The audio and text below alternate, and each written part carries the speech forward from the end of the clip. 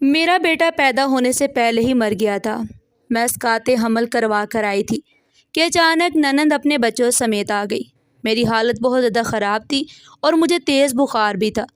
ساس بولی، بہو میری بیٹی کے سارے کپڑے دھو دو اور اس کے لیے کھانا بھی بنا دو۔ میری آنکھوں میں آنسو تھے اور میں کپڑے دھوئے جا رہی تھی، پر کسی کو میرا احساس نہیں تھا۔ اچانک کمزوری کی وجہ سے میں زمین پر گر گئی۔ ننند کو لگا کہ میں ڈرامہ کر رہی ہوں۔ اس نے شور مچا دیا کہ اس نے تو ہمیں خود بلایا تھا۔ شوہر نے مجھے ایک تھپڑ مارا اور طلاق دے کر جانے لگا۔ اچانک ننند کا پرس زمین پر گر کر کھل گیا۔ شوہر سامان اٹھانے کے لیے جھکا ہی تھا کہ اس کا دل دہل گیا، کیونکہ اس کے اندر ایک سرخ کپڑا تھا جس پر میرا نام لکھا ہوا تھا۔ میں یتیم خانے میں پلی بڑھی تھی۔ جب شادی کی عمر ہوئی تو یتیم خانے والوں نے میری شادی بیگم سلمہ کے بیٹے محسن کے ساتھ کر دی اور رخصت کرتے وقت کہا کہ یہ لوگ بہت امیر ہے، تم عیش کرو گی، میں بھی خوش ہوگی کہ چلو میری باقی کی زندگی سکون سے گزرے گی۔ لیکن شادی کے بعد صرف 2 ہی دن میرے سکون سے گزرے، پھر محسن اور اس کی ماں کا رویہ ایک دم بدل گیا۔ اتنے دولت مند ہونے کے باوجود بھی مجھ پر سارے گھر کے کام ڈال دیے گئے۔ گھر کا ماحول بہت گھٹن زدہ تھا۔ ایک دن دوپہر کا وقت تھا جب گیٹ پر گاڑی آ کر رکی اور ہارن کا شور گونج اٹھا۔ ساس صاحبہ خوشی سے بولی، ارے میری بیٹی شاہدہ آ گئی۔ گاڑی سے شاہدہ اپنے شوہر راشد اور 4 بچوں سمیت اتری۔ بچے اترتے ہی شور مچانے لگے اور پورا گھر سر پر اٹھا لیا۔ شاہدہ باجی نے مجھے دیکھا تو ماتھے پر بل ڈال لیے اور بولی، امی یہ وہی لڑکی ہے یتیم خانے والی؟ ساس نے کہا، ہاں، کام کاج میں بہت پھرتیلی ہے، تمہارے لیے ہی لائے ہیں تاکہ تم آرام سے رہ سکو۔ راشد کی نظر مجھ پر پڑی تو مجھے جھرجھری سی آ گئی۔ اس کی آنکھوں میں ایک عجیب سی چمک تھی جو مجھے بالکل اچھی نہیں لگی۔ وہ مجھے ایسے گھور رہا تھا جیسے میں کوئی گوشت کا ٹکڑا ہوں۔ السلام علیکم بھابھی، اس نے معنی خیز مسکراہٹ کے ساتھ کہا۔ میں نے سلام کا جواب دیا اور نظر جھکا لی۔ شاہدہ باجی نے اپنا ہینڈ بیگ صوفے پر پھینکا اور حکم دیا، اے لڑکی، جاؤ گاڑی سے سامان نکال کر لاؤ اور گیسٹ روم میں رکھ دو۔ بچوں کو بھوک لگی ہے، جلدی سے کچھ کھانے کو بھی دو۔ میں بھاری بھرکم بیگ اٹھا کر اندر کی طرف چل دی۔ محسن وہیں کھڑا تھا مگر اس نے میری کوئی مدد نہیں کی۔ وہ اپنی بہن کے ساتھ ہنس ہنس کر باتیں کرتا رہا اور میں خاموشی سے بوجھ اٹھائے رہی۔ شام کو جب میں چائے کی ٹرے لے کر ڈرائنگ روم میں گئی تو سب بیٹھے ہوئے تھے۔ میں سب کو چائے دی۔ جب راشد کے سامنے پہنچی تو اس نے کپ پکڑنے کے بہانے جان بوجھ کر اپنی انگلیاں میرے ہاتھ پر پھیر دی۔ میں گھبرا گئی اور چائے گرتے گرتی بچی۔ ساس نے مجھے ڈانٹ دیا اور راشد مکاری سے مسکراتے ہوئے بولا، کوئی بات نہیں امی جان، بھابھی ابھی نئی نہیں ہے نا، شاید گھبرا گئی ہیں۔ ویسے بھائی کی قسمت بہت اچھی ہے، لگتا ہے بھابھی کے ہاتھوں میں جادو ہے۔ اس کی باتیں سن کر میں شرم اور خوف سے کانپ اٹھی۔ میں نے محسن کی جانب دیکھا مگر وہ موبائل میں مگن تھا۔ میں وہاں سے بھاگ کر کچن میں آ گئی اور اپنے ہاتھ کو صابن سے رگڑنے لگی۔ تبھی راشد پانی پینے کے بہانے کچن میں آ گیا۔ وہ آہستہ آہستہ میری طرف بڑھنے لگا اور بولا، آپ ماشاءاللہ بہت خوبصورت ہیں۔ محسن کی تو قسمت کھل گئی۔ میں نے کانپتی آواز میں کہا، پلیز باہر چلے جائیں، ساس جی دیکھ لیں گی۔ تبھی باہر سے شاہدہ کی آواز آئی تو وہ جاتے جاتے مجھے آنکھ مار کر بولا، پھر بات ہوگی بھابھی۔ وہ چلا گیا مگر میرے وجود میں خوف بھر گیا۔ رات کو میں اسٹور روم میں جا کر پھوٹ پھوٹ کر روئی۔ مجھے اندازہ ہو گیا تھا کہ مجھے صرف گھر کے کام ہی نہیں بلکہ اپنی عزت بھی بچانی ہوگی۔ اگلی صبح شاہدہ باجی نے اپنے شوہر اور 4 بچوں کے میلے کپڑوں کا ڈھیر میرے سامنے پھینک دیا اور کہا کہ سب ہاتھ سے دھونا، مشین استعمال نہیں کرنی۔ میں نے کہا کہ اتنے سارے کپڑے ہاتھ سے دھونے میں تو شام ہو جائے گی۔ میری بات سنتے ہی ساس صاحبہ برس پڑی اور بولی، زبان مت چلاؤ، شاہدہ مہمان ہے اس گھر میں، اس کا ہر کام تم ہی کرو گی۔ 1 گھنٹے میں کپڑے دھل جانے چاہیے، اس کے بعد پورے گھر کی صفائی بھی کرنی ہے اور دوپہر میں چکن کڑھائی اور بریانی بنانی ہے۔ میں خاموشی سے کپڑوں کا ڈھیر اٹھا کر صحن کے نلکے پر جا بیٹھی۔ سورج سر پر آ گیا تھا۔ میں پسینے میں شرابور کپڑے کو رگڑ رہی تھی۔ راشد 2-3 دفعہ صحن میں آیا اور مجھے ہوس بھری نظروں سے گھورتا رہا مگر میں نے سر نہیں اٹھایا۔ میرا جسم درد سے ٹوٹ رہا تھا، سر میں شدید درد تھا، بھوک سے برا حال تھا مگر کسی نے مجھے پانی تک نہیں پوچھا۔ شام تک میری ہڈیاں جواب دے چکی تھی۔ سارا کام ختم کرنے کے بعد جب میں کچن سے نکلی تو مجھے چکر آ رہے تھے۔ میرا جسم آگ کی طرح تپ رہا تھا، مجھے تیز بخار چڑھ گیا۔ میں لڑکھڑاتے قدموں کے ساتھ اپنے اسٹور روم میں پہنچے ٹوٹی ہوئی چارپائی پر گر گئی۔ میرے منہ سے کراہیں نکل رہی تھی۔ ہائے امی، مجھے بہت سردی لگ رہی ہے اور میرا کوئی پرسان حال نہیں تھا۔ اندھیرے کمرے میں اکیلی تڑپ رہی تھی۔ رات کا پچھلا پہر تھا جب محسن کی آنکھ کھل گئی۔ شاید اسے نیند نہیں آ رہی تھی۔ اسٹور روم کی جالی دار کھڑکی سے میری کراہوں کی آواز باہر جا رہی تھی۔ اچانک قدموں کی چاپ رکی اور دروازے کی کنڈی کھلی اور محسن اندر داخل ہوا۔ اس نے موبائل کی ٹارچ چلائی اور میرے چہرے پر روشنی ڈالی۔ کیا ہوا تمہیں؟ اس نے میرے قریب آ کر پوچھا۔ میں نے بمشکل آنکھیں کھولی، ٹوٹی ہوئی آواز میں کہا، پانی۔ محسن مجھے بہت سردی لگ رہی ہے۔ اس نے میرے ماتھے پر ہاتھ رکھا تو خود بھی چونک گیا۔ تم تو بہت تپ رہی ہو۔ رکو میں پانی لاتا ہوں۔ وہ جلدی سے گیا اور پانی کا گلاس لے آیا۔ اس نے مجھے سہارا دے کر اٹھایا اور پانی پلایا۔ ٹھنڈا پانی حلق سے نیچے اترا تو مجھے ہوش آیا۔ پھر وہ میری بخار کی میڈیسن بھی لے آیا اور اپنے ہاتھ سے مجھے کھلا دی۔ بخار کی شدت اور اس کی پہلی بار ملنے والی توجہ نے میرا ضبط توڑ دیا۔ میں بے اختیار اس کے کندھے پر سرک کر پوٹ پوٹ کر رونے لگی۔ محسن، آپ کو میرا ذرا بھی احساس نہیں ہے۔ آپ میرے شوہر ہیں۔ آپ کو میرا خیال رکھنا چاہیے تھا۔ میں یہاں نوکرانی بن کر نہیں بلکہ آپ کی بیوی بن کر آئی تھی۔ میں ہچکیوں کے درمیان بولتی رہی۔ محسن پتھر کی طرح خاموش کھڑا سنتا رہا۔ شاید پہلی دفعہ اس کے اندر کا ضمیر جاگا تھا۔ اس نے ہچکچاتے ہوئے میرے سر پر ہاتھ رکھا اور آہستہ سے بولا، میں مجبور ہوں۔ امی کے سامنے میری زبان نہیں کھلتی۔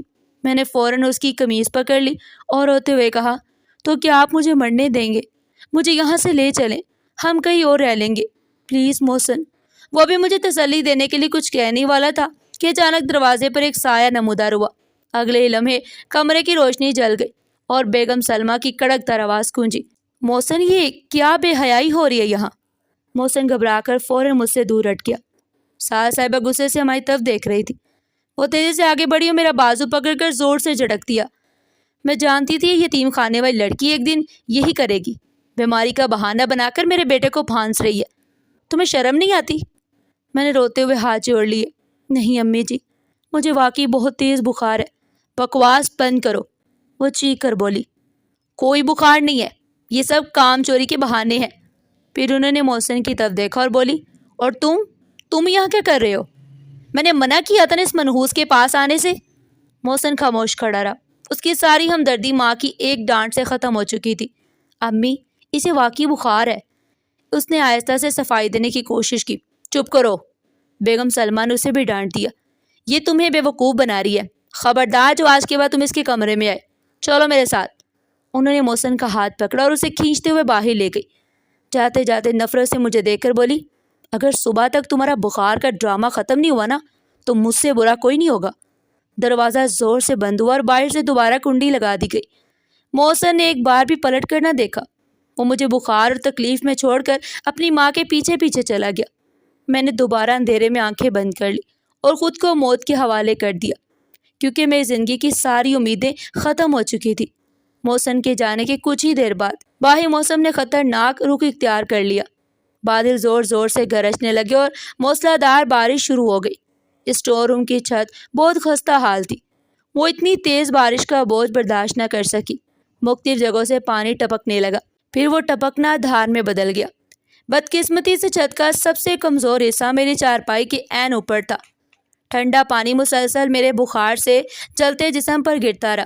میں نے خود کو ہٹانے کی کوشش کی مگر جسم میں اتنی طاقت ہی نہیں تھی کہ میں اٹھ سکتی۔ میرا بستر پوری طرح بھیگ چکا تھا اور میں سردی سے بری طرح کانپ رہی تھی۔ دانت بچ رہے تھے اور یوں محسوس ہو رہا تھا جیسے نمونیا میرے سینے میں پنجے گاڑا ہو۔ پوری رات میں اسی بھیگے ہوئے بستر پر ٹپکتی ہوئی چھت کے نیچے عذاب سہتی رہی۔ صبح ہوئی تو بارش رک چکی تھی، لیکن میری حالت پہلے سے بھی زیادہ خراب تھی۔ دروازہ کھلا تو ساس صاحبہ ہمیشہ کی طرح غصے سے بھرا چہرہ لیے کھڑی تھی۔ انہوں نے مجھے بھیگتے ہوئے بستر پر پڑا دیکھا مگر ان کے چہرے پر ہمدردی کا ایک بھی اثر نہیں آیا۔ اٹھو نوابزادی، یہ کیا ڈرامہ لگا رکھا ہے؟ انہوں نے میری چارپائی پر زور سے ہاتھ مارا۔ میں نے بمشکل آنکھیں کھول کر انہیں دیکھا اور کمزور آواز میں کہا، امی جی، رات بھر بارش کا پانی مجھ پر گرتا رہا ہے۔ مجھے سانس لینے میں بہت تکلیف ہو رہی ہے۔ میری آواز اتنی مدھم تھی کہ مشکل سے ان تک پہنچی۔ انہوں نے بھیگے ہوئے بستر کی طرف دیکھا، ناک سکوڑ کر بولی، یہ تمہاری اپنی سستی ہے، چارپائی ادھر ادھر نہیں کر سکتی تھی۔ خیر اب اٹھو اور جلدی باہر آؤ، آج شام ہمارے گھر مہمان آ رہے ہیں، سارے پردے اور بیڈ شیٹس اتار کر دھونی ہیں۔ میرے پیروں تلے سے زمین نکل گئی۔ میں نے بے بسی سے کہا، امی جی، مجھے کھڑا بھی نہیں ہوا جا رہا، میں اتنے بھاری پردے کیسے دھوں گی؟ وہ چیخ کر بولی، زبان مت چلاؤ، اگر شام تک سارے پردے دھلے ہوئے نہ ملے تو تمہیں کھانا بھی نہیں ملے گا۔ میں کیا کرتی، مجبوری تھی۔ دیوار کا سہارا لے کر کھڑی ہوئی میرا سر چکرا رہا تھا، پوری دنیا گھومتی ہوئی محسوس ہو رہی تھی۔ میں لرزتے ہاتھوں سے گھر کے بھاری مخملی پردے اتارنے شروع کر دیے۔ اسی دوران محسن تیار ہو کر باہر آیا۔ اس نے مجھے دیکھا کہ میں دیواروں کا سہارا لے کر بمشکل چل رہی ہوں، مگر ماں کے خوف نے اس کی زبان بند کر دی۔ اسے صرف اتنا کہا، امی ہم چلیں، دیر ہو رہی ہے۔ ساس نے کہا ہاں چلو، پھر راشد کی طرف دیکھ کر بولی، راشد بیٹا تم نہیں جا رہے؟ راشد جو صوفے پر بیٹھا ٹی وی دیکھ رہا تھا مسکراتے ہوئے بولا، نہیں امی، میں سر میں تھوڑا درد ہے، میں گھر پر ہی رک جاتا ہوں، آپ لوگ جائیں۔ محسن، شاہدہ اور ساس سب گھر سے چلے گئے۔ گھر میں صرف میں، بچے اور راشد رہ گئے۔ میں فرش پر بیٹھ کر پردے دھونے لگی۔ جیسے ہی میں نے برف جیسے ٹھنڈے پانی میں ہاتھ ڈالے، میرے پورے جسم میں درد کی ایک لہر دوڑ گئی۔ بخار کی شدت سے میرا سر پھٹا جا رہا تھا۔ ابھی میں نے ایک پردہ بھی اچھی طرح نہیں دھویا تھا کہ میری آنکھوں کے آگے اندھیرا چھا گیا۔ میں نے خود کو سنبھالنے کی کوشش کی مگر جسم نے ساتھ نہیں دیا اور میں وہی بھیگے ہوئے پردوں پر بے ہوش ہو کر گر پڑی۔ راشد شاید اسی موقع کی تلاش میں تھا۔ اس نے مجھے بے ہوش دیکھتے ہی آہستہ آہستہ میری طرف قدم بڑھانے شروع کر دیے۔ راشد مجھے ہوش میں لانے یا ڈاکٹر کو بلانے کی بجائے بستر سے اٹھا کر اپنی باہوں میں لے گیا۔ اس کی آنکھوں میں ہوس ناچ رہی تھی۔ وہ تیزی سے مجھے اسٹور روم کی طرف لے گیا۔ میں نیم بے ہوشی کی حالت میں تھی۔ مجھے صرف اتنا محسوس ہو رہا تھا کہ کوئی مجھے اٹھا کر کہیں لے جا رہا ہے، مگر میرا جسم میرا ساتھ نہیں دے رہا تھا۔ وہ مجھے اسٹور روم میں لے گیا اور چارپائی پر پٹک دیا۔ ابھی دروازہ بند کرنے کے لیے مڑا ہی تھا کہ اچانک باہر گاڑی رکنے کی آواز آئی۔ شاید بازار جلدی بند ہو گیا تھا یا کسی اور وجہ سے سب لوگ وقت سے پہلے واپس آ گئے تھے۔ راشد فوراً سمجھ گیا کہ وہ بری طرح پھنسنے والا ہے۔ اس نے ایک ہی لمحے میں اپنی چال بدل لی۔ جیسے ہی ساس اور محسن اسٹور روم کے دروازے پر پہنچے، راشد نے ڈرامہ شروع کر دیا۔ اس نے مجھے 2-3 دھکے دیے جیسے خود کو مجھ سے چھڑا رہا ہو، اور اونچی آواز میں چیخا، چھوڑو مجھے، خدا کا خوف کرو، آخر میں تمہارا بہنوئی ہوں۔ ساس دروازے پر پتھر بن کر کھڑی رہ گئی۔ میں بے ہوشی سی چارپائی پر پڑی تھی اور راشد اپنی قمیض اتارنے کی اداکاری کر رہا تھا۔ ساس چیخ کر بولی، یہ کیا ہو رہا ہے؟ راشد نے مگرمچھ کے آنسو بہاتے ہوئے کہا، امی جی شکر ہے آپ لوگ آ گئے، میں تو پانی پینے کچن گیا تھا، یہ مجھے بہانے سے اسٹور روم میں بلا لائی، یہ مجھ پر ڈورے ڈال رہی تھی، میرے قریب آنے کی کوشش کر رہی تھی، میں تو بڑی مشکل سے اپنی عزت بچا کر نکلا ہوں۔ میں بھی آہستہ آہستہ ہوش میں آ رہی تھی۔ اس کی باتیں سن کر میری زبان جیسے گنگ ہو گئی۔ میں نے کراہتے ہوئے کہا، یہ جھوٹ بول رہے، میں تو بے ہوش تھی، بکواس بند کرو بد چلن عورت۔ ساس آگے بڑھی اور میرے منہ پر زوردار تھپڑ مار دیے۔ میں پہلے ہی جانتی تھی کہ تم جیسی یتیم خانے کی لڑکیاں ایسی ہوتی ہیں، تم نے میری بیٹی کا گھر برباد کرنے کی کوشش کی ہے۔ ان کے تھپڑ کی آواز ابھی ختم بھی نہیں ہوئی تھی کہ محسن کا صبر بھی ٹوٹ گیا۔ راشد کی مکاری اور ماں کی اشتعال انگیزی نے اس کے اندر کے غصے کو بھڑکا دیا تھا۔ اس نے یہ جاننے کی بھی کوشش نہیں کی کہ حقیقت کیا ہے۔ وہ آگے بڑھا، میرے بال مٹھی میں پکڑے اور مجھے چارپائی سے نیچے گرا دیا۔ میں زور سے فرش پر گری تو میرے منہ سے درد بھری چیخ نکل گئی، محسن خدا کی نہیں میری بات سنے۔ میں روتے ہوئے اس کے قدموں میں گرنے لگی، مگر اس نے مجھے دھکا دے کر دور کر دیا اور بولا، خبردار جو میرا نام اپنی گندی زبان سے لیا، میں تمہیں معصوم یتیم سمجھ کر اپنے گھر لایا تھا، مگر تم تو بد کردار نکلی، تم نے میری ہی بہن کا گھر اجاڑنے کی کوشش کی۔ اس کے بعد اس نے وہ کیا جس کی مجھے اپنے بدترین دشمن سے بھی امید نہیں تھی۔ اس نے کمرے کے کونے میں پڑا موٹا بھاری بھرکم ڈنڈا اٹھایا اور مجھ پر برسانا شروع کر دیا۔ بخار سے ٹوٹا ہوا میرا جسم وہ ضربے برداشت نہ کر سکا۔ ہر وار کے ساتھ میری چیخ نکلتی رہی۔ راشد دروازے پر کھڑا خاموشی سے یہ تماشا دیکھتا رہا اور شاہدہ یہ اپنی ماں کے ساتھ کھڑی محسن کو مزید بھڑکاتی رہی۔ شاہدہ چیخ کر بولی، محسن کیا دیکھ رہے ہو؟ اس بد کردار کو ابھی اور اسی وقت گھر سے نکالو، میں ایک لمحہ بھی ایسی عورت کو اپنی چھت کے نیچے برداشت نہیں کروں گی۔ محسن کا چہرہ غصے سے سرخ ہو چکا تھا۔ وہ میرے سر پر کھڑا ہوا اور نفرت سے بولا، حیا، میں تمہیں طلاق دیتا ہوں، میں تمہیں طلاق دیتا ہوں، طلاق دیتا ہوں۔ یہ الفاظ میرے وجود پر قیامت بن کر گرے۔ میرا دل، میری امیدیں اور میری عزت سب اسی لمحے ٹوٹ کر بکھر گئے۔ میں نے کچھ کہنا چاہا مگر میرے ہونٹوں سے صرف خون بہہ رہا تھا۔ الفاظ میرا ساتھ چھوڑ چکے تھے۔ محسن نے میرا بازو پکڑا، مجھے گھسیٹتے ہوئے صحن سے گزار کر گھر کے مرکزی دروازے تک لے گیا۔ میرا زخمی جسم زمین پر گھستا رہا مگر اسے ذرا بھی رحم نہیں آیا۔ اس نے گیٹ کھولا اور مجھے گلی کے کیچڑ میں زور سے دھکا دے دیا۔ میں منہ کے بل زمین پر جا گری۔ دوبارہ کبھی مجھے اپنی شکل مت دکھانا، محسن غصے سے چلایا۔ ہماری چیخوں پکار سن کر محلے کے لوگ گھروں سے نکل آئے اور کھڑکیوں سے جھانکنے لگے۔ ساس نے اونچی آواز میں سب سے کہا، دیکھ لو سب لوگ، یہ لڑکی بدچلن ہے، اس نے ہمارے گھر کی عزت پر ہاتھ ڈالا ہے، ہم ایسی عورت کو اپنے گھر میں نہیں رکھ سکتے۔ سب لوگ مجھے خون میں لت پت گلی میں پڑا دیکھتے رہے، مگر کسی نے آگے بڑھ کر میرا ساتھ نہیں دیا، کسی نے یہ تک نہیں پوچھا کہ حقیقت کیا ہے۔ سب خاموش تماشائی بنے رہے۔ چند عورتوں نے افسوس سے سر ہلا اور واپس اپنے گھروں میں چلے گئے۔ محسن نے گیٹ زور سے بند کر لیا۔ لوہے کے دروازے کے بند ہونے کی آواز مجھے ایسے محسوس ہوئی جیسے میری زندگی کا آخری دروازہ بھی بند ہو گیا ہو۔ رات گہری ہوتی گئی اور میں کیچڑ میں پڑی سردی، بخار اور زخموں کی اذیت سہتی رہی۔ میرے جسم کا کوئی حصہ ایسا نہیں تھا جہاں درد نہ ہو۔ میری آنکھیں بوجھل ہونے لگی۔ میں نے آسمان کی جانب دیکھا، ستارے بھی جیسے میری بے بسی پر خاموش تھے۔ پھر میری آنکھیں آہستہ آہستہ بند ہو گئی اور میں مکمل اندھیرے میں ڈوب گئی۔ اگلی صبح سورج نکلا تو بیگم سلمہ کی آنکھ کھلی۔ رات کا غصہ اب خوف میں بدل چکا تھا۔ انہیں خیال آیا کہ اگر وہ لڑکی رات بھر باہر پڑی مر گئی تو پولیس آ جائے گی اور بدنامی ہوگی۔ وہ گھبرا کر بستر سے اٹھی، محسن کو جگایا اور دونوں تیزی سے گیٹ کی طرف بڑھے۔ ان کا ارادہ تھا کہ اگر میں زندہ ہوں تو مجھے دوبارہ اندر لا کر کسی کمرے میں بند کر دے تاکہ محلے میں بات نہ پھیلے۔ ساس نے گیٹ کا چھوٹا دروازہ کھولا اور باہر جھانکا، مگر منظر دیکھ کر حیران رہ گئی۔ گلی بالکل ویران تھی۔ جہاں انہوں نے مجھے پھینکا تھا وہاں اب کوئی نہیں تھا، صرف کیچڑ پر چند نشانات باقی تھے۔ وہ گھبرا کر باہر نکلی اور دائیں بائیں دیکھنے لگی، مگر دور دور تک میرا کوئی نام و نشان نہیں تھا۔ اتنے میں وہاں سے صفائی کرنے والا جمعدار گزرا۔ ساس اسے روک کر پوچھا، ارے بھائی، یہاں رات ایک لڑکی پڑی تھی، تم نے دیکھا کیا کہ وہ کہاں گئی؟ جمعدار نے نفی میں سر ہلاتے ہوئے کہا، نہیں بیگم صاحبہ، میں تو ابھی آیا ہوں، یہاں تو کوئی بھی نہیں تھا۔ یہ سن کر ساس کے ماتھے پر پسینہ آ گیا۔ وہ حیرت سے سوچنے لگی، آخر وہ لڑکی زمین میں سما گئی، آسمان کھا گیا؟ وہ تو اتنی زخمی تھی کہ خود سے چل بھی نہیں سکتی تھی، پھر آخر وہ گئی کہاں؟ صبح تک ساس کے چہرے کا رنگ اڑ چکا تھا۔ جس بات کو انہوں نے جلدی سے دبا دینا چاہا تھا، اب وہی ان کے دل میں خوف بن کر بیٹھ گئی تھی۔ لیکن انہیں خبر نہیں تھی کہ یہ خاموشی ایک بہت بڑے طوفان کا پیش خیمہ ہے۔ میری پلکیں بوجھل تھی اور مجھے یوں محسوس ہو رہا تھا جیسے کسی گہری نیند سے جاگ رہی ہوں۔ جب میری آنکھیں کھلی تو سامنے سفید چھت تھی اور فضا میں دواؤں کی مہک پھیلی ہوئی تھی۔ میں نے ہلنے کی کوشش کی تو پورے جسم میں شدید درد کی لہر دوڑ گئی۔ میرے بائیں ہاتھ پر پٹی بندھی ہوئی تھی اور سر پر بھی پٹی تھی۔ شکر ہے تمہیں ہوش آ گیا، پاس کری نرس نے مسکرا کر کہا اور میرا ہاتھ تھام لیا۔ میرے دل میں ایک درد بڑا طوفان اٹھا۔ بارش، سردی، محسن کی مار اور پھر گلی میں پڑے رہنے کے وہ سارے لمحے ایک ساتھ میری آنکھوں کے سامنے آ گئے۔ میں نے بے اختیار اپنے سینے پر ہاتھ رکھا اور میری آنکھوں سے آنسو بہنے لگے۔ میں کہاں ہوں اور یہاں کیسے آئی؟ میری آواز اتنی کمزور تھی کہ بمشکل سنائی دے رہی تھی۔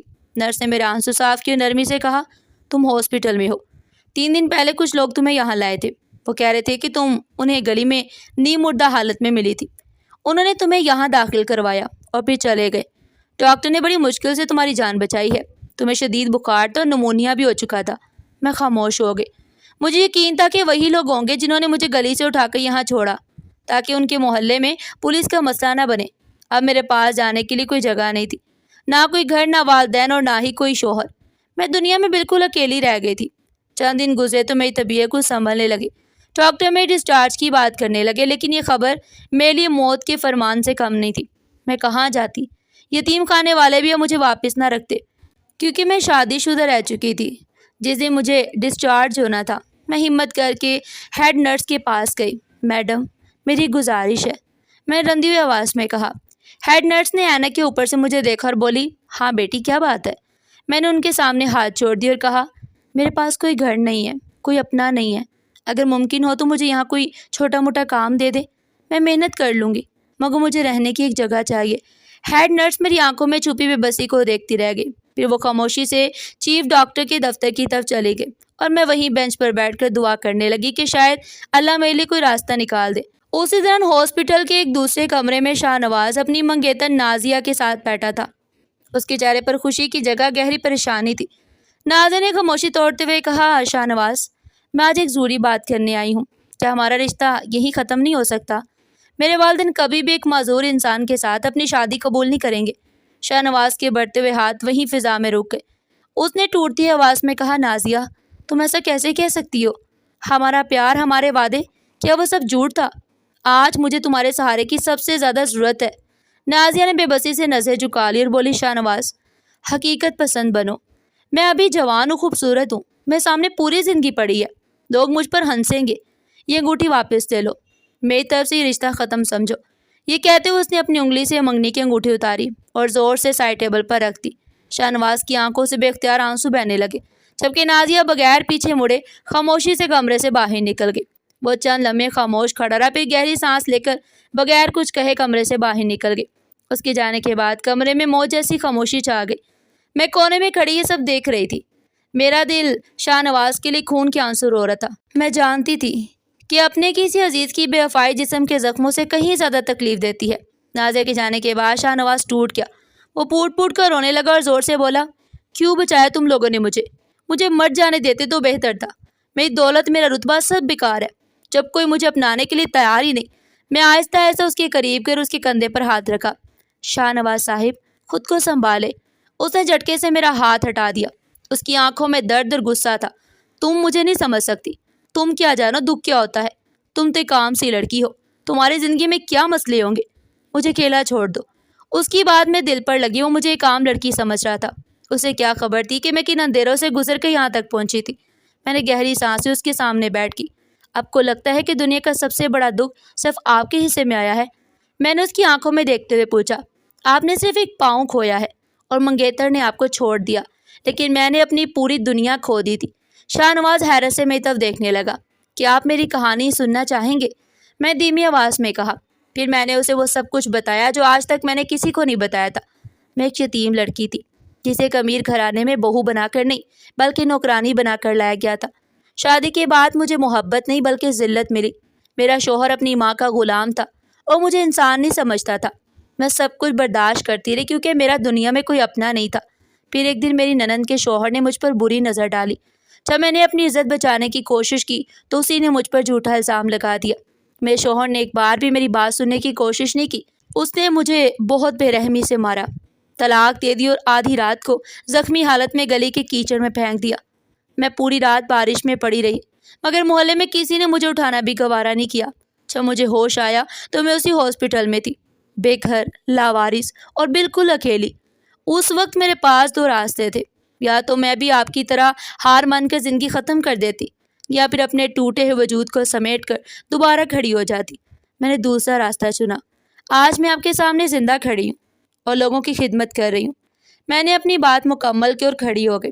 پھر میں نے کہا، آپ کے پاس دولت ہے، خاندان ہے، سب سے بڑھ کر اللہ نے آپ کو زندگی دی ہے۔ اگر ایک پاؤں نہیں رہا تو کیا ہوا؟ آپ کا دماغ اور دل تو سلامت ہے۔ موت مانگنا چھوڑ دے اور ان لوگوں کو غلط ثابت کرے جنہوں نے آپ کو ٹھکرا دیا ہے۔ یہ کہہ کر میں کمرے سے باہر آ گئی۔ شاہ نواز کافی دیر تک خاموش بیٹھا رہا۔ میری کہانی نے اسے اندر تک ہلا کر رکھ دیا۔ اب اسے اپنا دکھ پہلے جتنا بڑا محسوس نہیں ہو رہا تھا۔ وہ سوچنے لگا کہ ایک یتیم لڑکی اتنے ظلم سہنے کے باوجود ہار نہیں مان رہی تو وہ کیوں ہار مانے۔ اسی رات اس نے پہلی بار خود کھانا مانگا۔ اگلے چند دنوں میں اس کا رویہ مکمل طور پر بدل گیا۔ اس کی آنکھوں میں مایوسی کی جگہ امید نے لے لی۔ جب بھی میں اس کے کمرے میں جاتی وہ مجھ سے ادب سے بات کرتا، میری عزت کرتا اور ہر روز میرا مزید احترام کرنے لگا، کیونکہ اسے محسوس ہو چکا تھا کہ میں نے صرف اس کی اعتماد داری نہیں کی بلکہ اسے دوبارہ جینے کا حوصلہ بھی دیا تھا۔ شاہ نواز کی زندگی ابھی سنبھل رہی تھی کہ قدرت مکافات عمل کا ایک اور باب کھول دیا۔ ایک دن صبح کے راؤنڈ کے دوران ایمرجنسی سے اطلاع ملی کہ ایک نئی مریضہ کو لایا جا رہا ہے۔ ڈاکٹر بتا رہے تھے کہ انہیں آخری اسٹیج کا کینسر ہے اور حالت انتہائی تشویشناک ہے۔ میں نے فائل پر لکھا ہوا نام پڑھا تو میرے قدم وہیں رک گئے۔ مریضہ کا نام بیگم سلمہ تھا۔ میں چونک کر اسٹریچر کی طرف دیکھنے لگی۔ وہ بہت کمزور ہو چکی تھی، ان کے بال سفید ہو گئے تھے اور چہرہ زرد پڑ چکا تھا، لیکن وہی میری سابقہ ساس تھی، وہ عورت جس نے میری زندگی جہنم بنا دی۔ آج وہ میری ہاسپٹل کے میرے ہی وارڈ میں زندگی اور موت کی جنگ لڑ رہی تھی۔ وارڈ نمبر 4 کے پرائیویٹ کمرے میں خاموشی چھائے ہوئے تھی۔ بیگم سلمہ کے سرانے محسن بیٹھا تھا۔ میں جیسے ہی کمرے میں داخل ہوئی محسن نے چونک کر میری جانب دیکھا۔ وہ مجھے پہچاننے کی کوشش کرنے لگا، پھر اس کے چہرے کا رنگ اڑ گیا۔ شاید اسے یقین نہیں آ رہا تھا کہ سامنے کھڑی نرس وہی حیا ہے جسے اس نے ایک رات ذلیل کر کے گھر سے نکال دیا تھا۔ میں خاموشی سے بیگم سلمہ کے قریب گئی۔ جیسے ہی میں نے ان کی نبض چیک کرنے کے لیے ہاتھ بڑھایا، انہوں نے بڑی مشکل سے آنکھیں کھولی۔ میں شکل دیکھتی ان کے ہونٹ کانپنے لگے۔ حیا تم؟ ان کی آواز میں شدید حیرت اور ندامت تھی۔ میں نے سکون سے جواب دیا، جی میں یہاں کی نرس ہوں، ڈاکٹر نے آپ کا معائنہ کرنے کے لیے بھیجا ہے۔ بیگم سلمہ کی آنکھوں سے آنسو بہنے لگے۔ انہوں نے کانپتے ہوئے ہاتھ سے میرا ہاتھ پکڑنے کی کوشش کی، مگر میں آہستہ سے پیچھے ہٹ گئی۔ وہ روتے ہوئے بولی، مجھے معاف کر دو بیٹی، دیکھو میرا انجام، اللہ نے مجھے میرے اعمال کی سزا دے دی ہے، کینسر نے مجھے اندر سے کھوکھلا کر دیا۔ محسن جو اب تک خاموش تھا آگے بڑھا اور بولا، حیا ہمیں معاف کر دو، ہم برباد ہو چکے ہیں۔ میں نے محسن کی جانب دیکھا، اس کے کپڑے سادہ تھے، چہرے پر شکست اور پشیمانی صاف نظر آ رہی تھی۔ میں نے پوچھا، کیا ہوا محسن صاحب، آج اس امیر خاندان کی شان کہاں گئی؟ بیگم سلمہ روتے ہوئے بولی، یہ میرے گناہوں کی سزا ہے۔ تمہیں نکالنے کے بعد میں نے محسن کی شادی اپنی پسند کی ایک لڑکی سے کر دی۔ مجھے لگا تھا وہ میری خدمت کرے گی، مگر وہ تو میرے لیے عذاب بن گئی۔ شادی کے دوسرے ہی دن اس نے مجھے میرے کمرے سے نکال کر اسٹور روم میں داخل کروا دیا، اسی اسٹور روم میں جہاں کبھی میں نے تمہیں رکھا تھا۔ اس نے محسن کو مجھ سے دور کر دیا۔ وہ مجھے 2 وقت کی روٹی کے لیے بھی ترساتی رہی۔ پھر اس نے محسن کو بھی گھر سے نکال دیا۔ آج میں ہاسپٹل میں پڑی ہوں، مگر وہ میری خبر تک لینے نہیں آئی۔ یہی مکافات عمل ہے۔ کمرے کے دروازے پر شاہ نواز اپنی ویل چیئر پر بیٹھے یہ سب خاموشی سے دیکھ رہا تھا۔ میں نے ہی اسے وہاں بلایا تھا تاکہ وہ بھی زندگی کی ایک بڑی حقیقت اپنی آنکھوں سے دیکھ سکے۔ بیگم سلمہ نے ہاتھ جوڑ کر روتے ہوئے کہا، حیا میں جانتی ہوں میں نے تم پر بہت ظلم ستم کیے، میرا وقت ختم ہونے والا ہے، خدا کے لیے مجھے معاف کر دو، شاید تم مجھے معاف کر دو تو اللہ بھی مجھے معاف کر دے۔ کمرے میں گہری خاموشی چھا گئی، سب کی نظریں میری طرف تھی۔ محسن بھی امید بھری نگاہوں سے مجھے دیکھ رہا تھا۔ ایک لمحے کے لیے میرا دل پگھلا، مگر پھر مجھے وہ سیاہ رات یاد آ گئی جب میں بارش میں زخمی حالت میں گلی میں پڑی تھی۔ مجھے یاد آیا کہ کس طرح راشد نے میری عزت پر حملہ کیا اور انہی لوگوں نے مجھ پر جھوٹا الزام لگا دیا تھا۔ میں نے بیگم سلمہ کی طرف دیکھا اور مضبوط لہجے میں کہا، نہیں بیگم صاحبہ، میں آپ کو معاف نہیں کر سکتی۔ محسن بے اختیار بولا، حیا اللہ کے لیے ایسا مت کہو، وہ میری ماں ہے۔ میں نے سکون سے جواب دیا، کچھ گناہ ایسے ہوتے ہیں جن کی معافی اللہ دے سکتا ہے، مگر بندہ نہیں۔ آپ لوگوں نے ایک بے سہارا یتیم لڑکی کو رون ڈالا تھا، اگر آج میں آپ کو معاف کر دوں تو ان تمام یتیم لڑکیوں کے ساتھ ناانصافی ہوگی جو ظلم سہ کر بھی خاموش رہتی ہیں۔ اب آپ کا حساب اللہ کے پاس ہے۔ یہ کہہ کر میں کمرے سے باہر نکل آئی۔ میرے پیچھے بیگم سلمہ کے رونے کی آوازیں گونجتی رہی، میری آنکھوں سے بھی آنسو بہہ رہے تھے، کیونکہ میں نے بدلہ نہیں لیا تھا، میں صرف اپنا معاملہ اللہ پر چھوڑ دیا تھا۔ شاہ نواز آہستہ آہستہ ویل چیئر چلاتا ہوا میرے پاس آیا اور نرمی سے بولا، حیا آج تم نے مجھے سکھایا ہے کہ اصل طاقت صرف معاف کرنے میں نہیں بلکہ حق اور انصاف پر ڈٹ جانے میں بھی ہوتی ہے۔ میں نے خاموشی سے اس کی جانب دیکھا۔ اس نے اپنی جیب سے ایک نئی اور سادہ انگوٹھی نکالی۔ یہ وہ انگوٹھی نہیں تھی جو نازیہ واپس کر کے گئی تھی، بلکہ ایک نئی انگوٹھی تھی۔ وہ مسکرا کر بولا، حیا میں ایک ٹوٹا ہوا انسان تھا، تم نے مجھے دوبارہ جینا سکھایا۔ میں جانتا ہوں کہ جسمانی طور پر مکمل نہیں ہوں، میرا ایک پاؤں نہیں ہے، مگر میرا دل اب مکمل ہے۔ کیا تم میری زندگی کا حصہ بنو گی؟ کہ تم مجھ سے شادی کرو گی؟ میں وعدہ کرتا ہوں کہ تمہیں وہ عزت اور مقام دوں گا جس کی تم ہمیشہ حقدار رہی ہو۔ میں نے حیرت سے شاہ نواز کی طرف دیکھا، کہاں وہ ایک امیر خاندان کا فرد اور کہاں میں ایک معمولی نرس، لیکن اس کی آنکھوں میں غرور نہیں بلکہ خلوص اور احترام تھا۔ محسن اور اس کے خاندان نے مجھے ٹھکرا دیا تھا، مگر اللہ نے مجھے اسے کہیں بہتر عطا کر دیا تھا۔ میں نے مسکراتے ہوئے اپنا ہاتھ اس کی طرف بڑھا دیا اور کہا، میں تیار ہوں۔ شاہ نواز نے محبت سے انگوٹھی میری انگلی میں پہنا دی۔ دور کھڑا محسن حسرت بری نظروں سے ہمیں دیکھ رہا تھا۔ وہ جان چکا تھا کہ اس نے شیشے کے ٹکڑوں کے بدلے ایک ہیرا کھو دیا ہے۔ میری کہانی یہی سبق دیتی ہے کہ مکافات عمل اٹل ہے۔ جو لوگ یتیموں اور کمزوروں کو بے سہارا سمجھ کر ان پر ظلم و ستم کرتے ہیں، قدرت ایک نہ ایک دن اسی دنیا میں حساب ان سے ضرور لیتی ہے۔ بیگم سلمہ اور محسن اپنے اعمال کی سزا پا چکے اور حیا کو اس کے صبر، حوصلے اور عزت کا بہترین صلہ مل چکا تھا۔ ناظرین، آپ کو ہماری آج کی کہانی کیسی لگی؟ کمنٹ سیکشن میں اپنی قیمتی رائے کا اظہار ضرور کیجیے گا، اور اس طرح کی مزید سبق آموز اور دلچسپ کہانیاں سننے کے لیے چینل کو سبسکرائب کریں، ویڈیو کو لائک کریں اور زیادہ سے زیادہ شیئر کریں۔